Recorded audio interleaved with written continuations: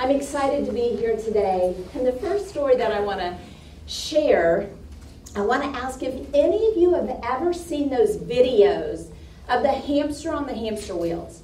You know, where that little thing, it starts out and it's like trucking along and that little hamster legs are like moving. And then it gets to going really fast. And then it goes even faster, and then it goes so fast that it gets catapulted off the hamster wheel and gets blown to oblivion. Anybody relate to life like that at some times? Well, today I want to talk to you about how we can stop the crazy of our mind from becoming like that of a hamster on a hamster wheel. I was introduced as a former high school teacher actually here at good old Branson High, so some snaps for that. I had some glory days for those 13 years that I was here. For the past 20 years, I've actually been a camp director at a ministry called Kanakuk. And those 33 years of life experience has taught me one thing that has stood out. There's a predictor that I see in young men and women that will merit their success in life.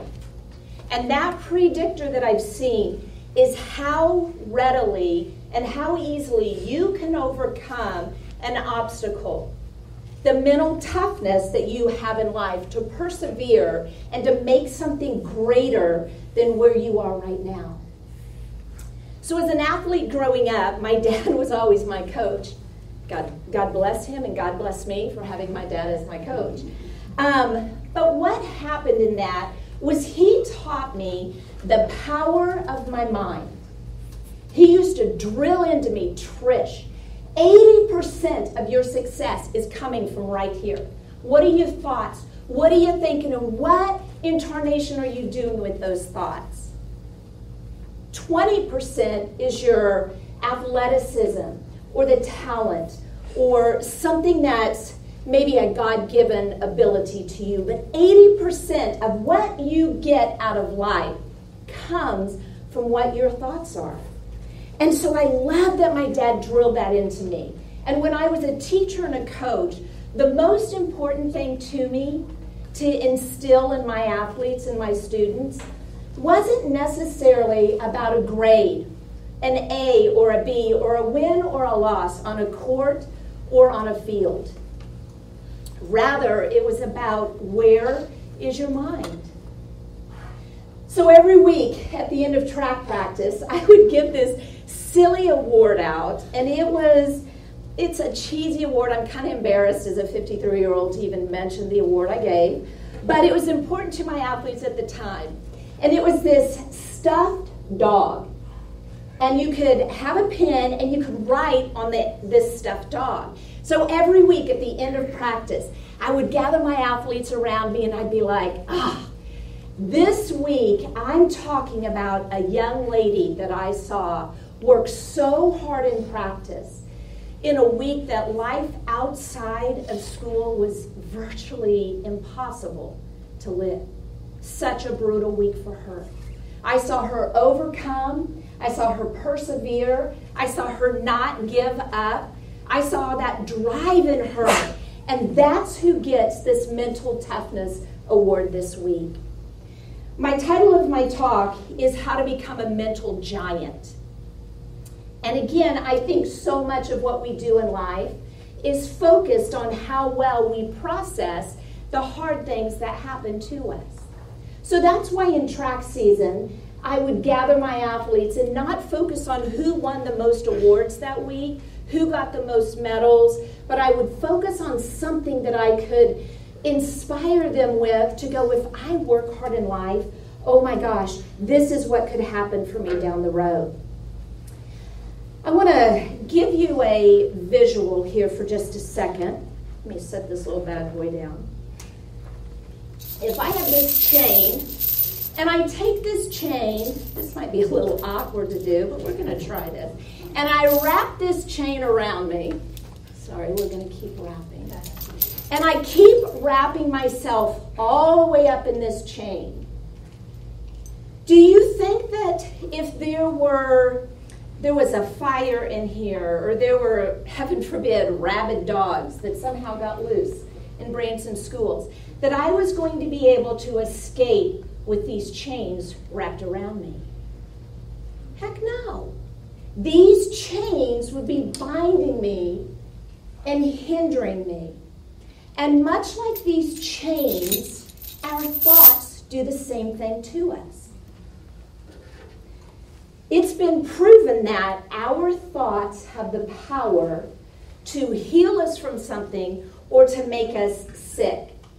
So research has been shown that someone who sees a cup half full is going to do better in life academically, usually job-wise. They get raises quicker, they advance quicker, they live longer, they deal with less stress, less chaos, less depression, versus someone who sees the cup half full and has that mindset that when I see something, oh, it's only half full, I just don't even want to deal with it.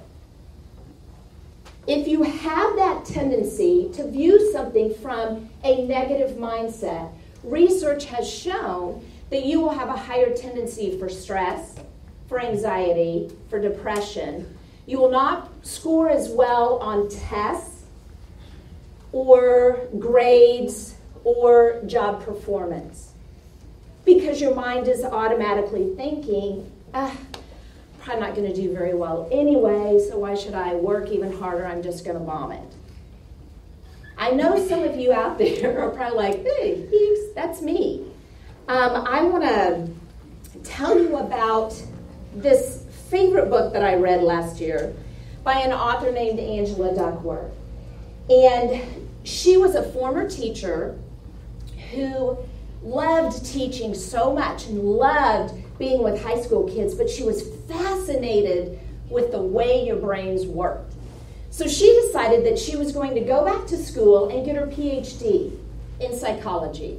And she did this study of the most successful people in the workforce. What qualities did those successful people have? And she found that there was one common denominator, and that was each successful person had grit. Now, some of you might be going, I don't know what the heck grit means. Well, if you looked it up in Webster's dictionary, the definition of grit is to overcome adversity, to have an unyielding courage to press on and to face something that might be hard. And I love the fact that you can look at this picture right here, and this guy, he's ripped, and he's hanging on for dear life, because he is like, I want to get to the top of this. So he's not going to give up, and I love that thought of how you can persevere and overcome anything in life. I was introduced as having 3 kids, and they are literally my pride and joy. I love those little nuggets. They're not so little anymore, but I love them. And when they were little, I used to be a great storyteller with them. I was a high school English teacher, so I have the gift of gab. I don't know how that happens. But I would tell stories upon stories with them. Most of my favorite stories were the ones that I could inspire them with. So I would sit down and we would talk about famous people. I'm going to share 3 quick little stories with you all today. The first one, I think you're going to know this person. Michael Jordan. Please, young people. Oh, dear Lord. I should have probably used LeBron James or something, huh? I'm so sorry. Old people, thank you for validating that. Michael Jordan, wow, what a man. Did you know that as a 10th grader, he was actually cut from his basketball team? Now, I was a coach. The worst thing I ever had to do was to have the conversation with a young lady that I was not going to keep her as an athlete on my team that year. Oh my gosh, it was brutal to do that. Because I never knew what hamster wheel she was going to process and think about her getting cut. Oh, Coach Helsel, I'm not good enough. I'm not worth it. I'm not valued enough. I'll never amount to anything. What I love about the story of Michael Jordan is, man, He overcame. He was like, I don't care if I got cut. I'm going to go to a gym every day, and I'm going to work hard. I'm going to overcome, and I will make that team. And the rest is history. He is iconic as one of the greatest basketball players of all time. What about Walt Disney? I know everyone in here has some idea of who Walt Disney is. But did you know that as a young man, he couldn't even get a job? His brother finally said, okay, Walt, come on, I'll give you a job. It's a temporary job, but nobody else is going to hire you, so I will. So he gets hired by his brother, and eventually he creates his first animation studio. Yay, that's awesome. Bummer, it went bankrupt. So how easy for Walt to have gone, well, shoot, no one hires me when I'm young. Then I get a temporary job just doing silly work. I finally get to create my own company, and then it goes bankrupt. But thank goodness Walt Disney did not give up. He persevered, he believed in himself, and eventually he co-founded the Walt Disney Foundation, or the company, and the rest is history. Now those are two great stories. But I'm going to story tell my favorite story. And this story, let me see if I can. This is a story about a young man. Probably, if I'm looking out here in the audience, a man who was about the age of many of you. He was a scrawny boy. He was actually a shepherd boy. He was given the responsibility of tending sheep. That was it, tending sheep. Now, he had brothers, and his brothers were in an army, and they were getting ready to go in this massive battle. And this young boy wanted nothing more than to go into the battle, but everyone was like, no, you're too little, you're too young, you're not this enough, you're not that enough.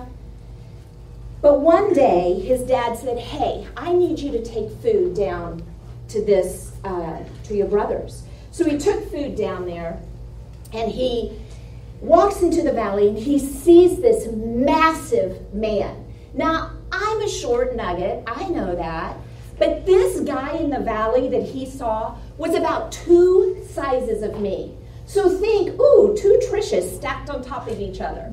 That's about how big this person was. And he walks up, and this giant is spewing negative comments to this army. And this boy's like, guys, why are you not taking this guy out? What are you doing letting him speak negative to you like that? And they're like, duh, have you looked at that guy? Why in the world would we fight him? And this little boy possessed something that his brothers who were in this army did not. He possessed courage, bravery, grit, and a belief in himself. And he was like, okay, I'm going to do it. Now this young boy he was probably dripping wet, 125 pounds. So he had no armor, no sword. He goes to the river, and he picks up 5 smooth stones. And I brought a stone. Some of you have probably seen something a little like this. This is what in picture that he had. And he went back to the camp, and he had the one weapon he had, the one tool, a slingshot. And he's facing that giant head on.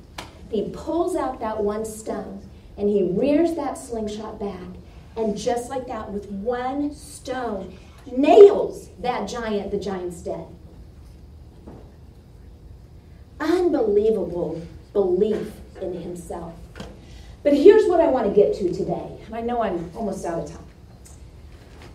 I think so often y'all carry a backpack, and in your backpack every single day you pick it up, and it's got things in there like failure. I'm not blank. I'm not pretty. I'm not smart. I'm not kind. I'm not whatever that blank is. I struggle with addiction, or someone in my family struggles with addiction. And we go on, and we carry, I've got divorced parents, we carry this baggage around every single day. y'all get up, you come to school, you slap that backpack on. You're like, I'm ready to go. And I want to challenge you today that what you're putting in your backpack needs to fuel this right here. I like to think of that young boy as probably having stones that say these things. Belief in himself, courage, effort to get up and to press on, bravery to do the unthinkable or that nobody thinks you can do, but you know you can, and grit. The one common denominator that is successful, makes everybody successful. And so I challenge you today. Your thoughts become your words. Your words become your actions. Your actions become your character. And your character is what is going to equate to you being successful in life. So I know that there's people sitting out here or listening who have walked through this, and that's the backpack they're carrying. And so today I challenge you to put stones, arm yourself with stones that are going to help you be successful.